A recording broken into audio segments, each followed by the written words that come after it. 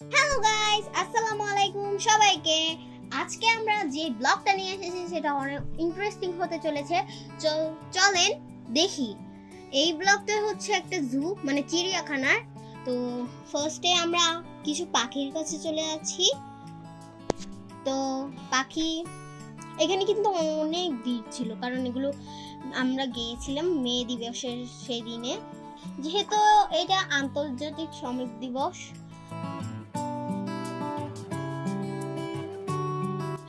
আমরা প্রথমে চলে গিয়েছিলাম একটি রং বেরঙের পাখির কাছে। এগুলোর নাম হচ্ছে ম্যাকাওকি।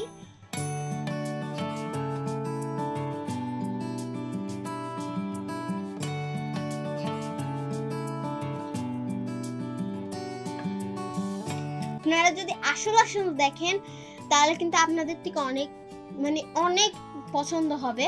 তারপরে এখানে আমরা গিয়েছিলাম শকুনের কাছে। তো দেখুন, শকুনগুলো কিন্তু অনেক সুন্দর লাগতেছে।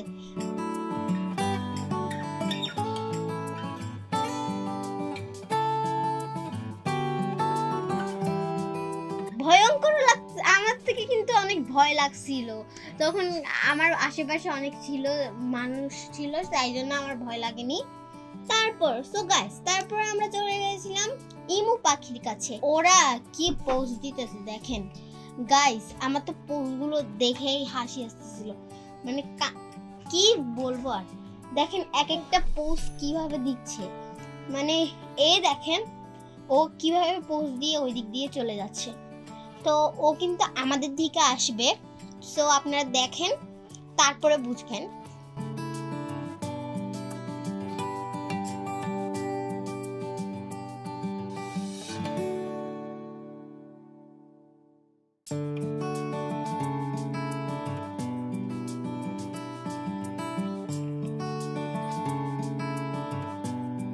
তারপরে হচ্ছে আমরা যে পাখিটার কাছে গিয়েছিলাম, সে পাখিটার কিন্তু নাকের দিক কি একটা জানি ঝুলন্ত ছিল, মানে রেড কালার। অনেক ইন্টারেস্টিং লেগেছে। এই ময়ূরগুলো কিন্তু অনেক সুন্দর, মাশাআল্লাহ, এগুলো কি সুন্দর লাগতেছিল। এরপরে আমরা চলে গিয়েছিলাম সাপের কাছে, যেই সাপগুলো আমাদের অনেক চিনা, যেগুলোর নাম হচ্ছে অজগর সাপ। এই সাপগুলো বেসিক্যালি অনেকটা ভয়ঙ্কর ছিল। মানে এক একটা এতগুলো প্যাঁচিয়ে, মানে আমার কি ভয় লাগেছিল। এগুলো যে আয়নার সামনে ঝুলন্ত ছিল একটা, মানে আমার চোখের সামনে, আমি তো অনেক ভয় পেয়ে গেছিলাম, ভেবেছিলাম আমার কাছেই চলে এসেছে। এইগুলো কিন্তু এক একটা যে ভয়ঙ্কর, যদি সামনে না দেখেন তাহলে বিশ্বাসই করবেন না।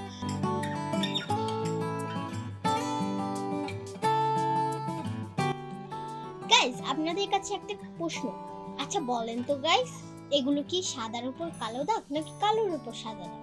এটা কিন্তু অবশ্যই কমেন্টে জানাবেন।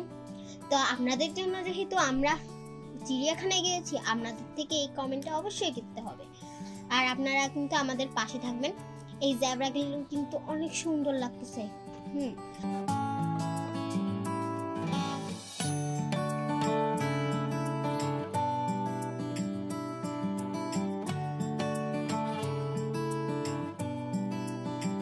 এরপরে আমরা চলে গিয়েছিলাম হরিণের কাছে।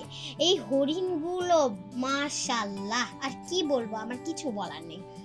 দেখেন, এরপরে আমি দেখছি অনেকগুলো হরিণ এসেছে। প্রথমে একটি দুইটা আসে, এরপরে ওই দিক পিছন থেকে যে কতগুলো চলে এসেছে।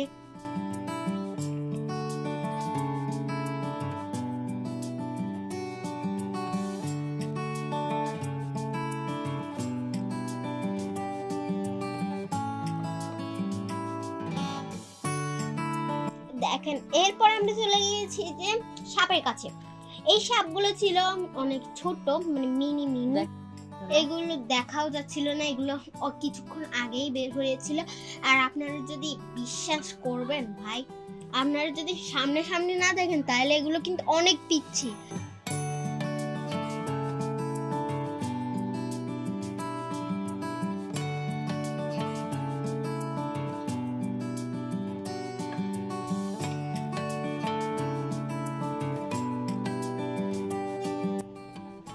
এই পশুগুলো কিন্তু ডিসকভারি চ্যানেলে আপনারা যে পশুগুলোকে বাঘ খেয়ে ফেলতে দেখেন, সেই পশুগুলো কিন্তু এই পশুগুলো সেম।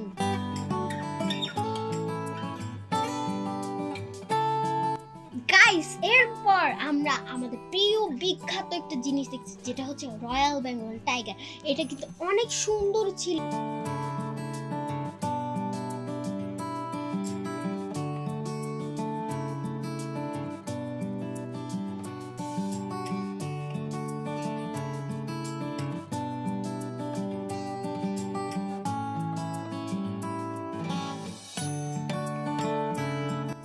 এরপর আমরা সাদা বাঘকে দেখছি।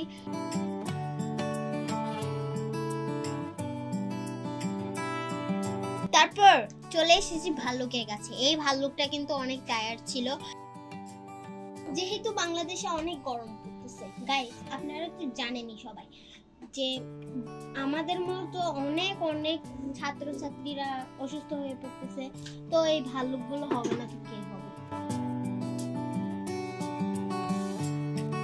দেখেন গাইস, দেখেন ওরা কিন্তু মানে পানির কাছে যে পানির কাছে বসেছিল।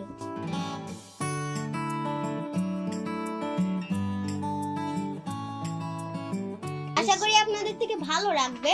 তো যদি ভালো লেগে থাকে আপনারা কিন্তু আমাদেরকে অবশ্যই একটি লাইক জানাবেন, আর আমাদের দ্বিতীয় ব্লগের জন্য অবশ্যই কমেন্ট করবেন। আসসালামু আলাইকুম।